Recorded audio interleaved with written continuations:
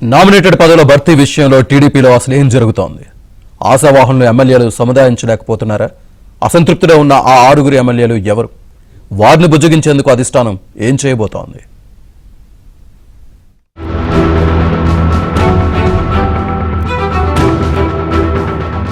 ఆంధ్రప్రదేశ్లో market committee చైర్మన్ల నియామక వ్యవహారం తెలుగుదేశం పార్టీలో చిచ్చురేపింది. తాము సూచించిన వారికి పదవులు వస్తాయని భావించిన ఎమ్మెల్యేలు జాబితా చూసి షాక్ అయ్యారు. దీంతో వారు తీవ్ర అసంతృప్తితో ఉన్నారు.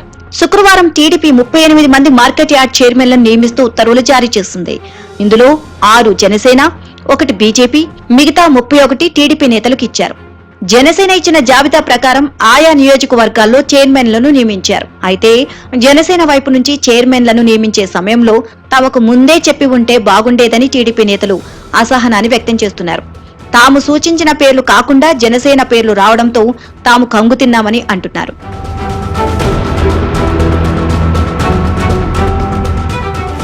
డిప్యూటీ స్పీకర్ రఘురామకృష్ణంరాజు ఉండి నియోజకవర్గంలో అక్కడ మార్కెట్ యార్డుకు జనసేనకు చెందిన జుట్టుగా నాగరాజు పేరును ఎంపిక చేశారు. అయితే రఘురామకృష్ణంరాజు తెలుగుదేశం పార్టీకి చెందిన మరొకరి పేరును సిఫార్సు చేశారు. అతనికి పదవి వస్తుందని అందరూ భావించారు. చివరకు జనసేనకు ఇవ్వడంతో ఆయన తీవ్ర అసంతృప్తికి గురయ్యారు. అదేవిధంగా కృష్ణా జిల్లా గన్నవరం మార్కెట్ యార్డుకు జనసేనకు చెందిన గరికపాటి శివశంకర్ పేరును ఖరారు చేశారు. అయితే గన్నవరం ఎమ్మెల్యే యార్లగడ్డ వెంకట్రావు వేరే వారి పేరును చెప్పడమే కాకుండా తెలుగుదేశం పార్టీకి చెందిన ఆ నేతకు పదవి వస్తుందని వారంతా కలిసి సంబరాలకు సిద్ధమయ్యారు. జనసేన నేతకు మార్కెట్ యార్డ్ చైర్మన్ పదవి ఇవ్వడంతో ఒక్కసారిగా యార్లగడ్డ వెంకట్రావు తీవ్ర అసంతృప్తికి గురయ్యారు.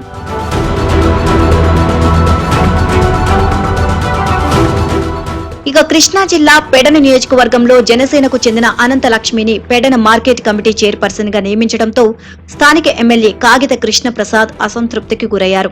తనకు కనీసం ముందు ఒక మాట కూడా చెప్పకపోవడం పట్ల అసహనాన్ని వ్యక్తం చేసినట్లు తెలిసింది.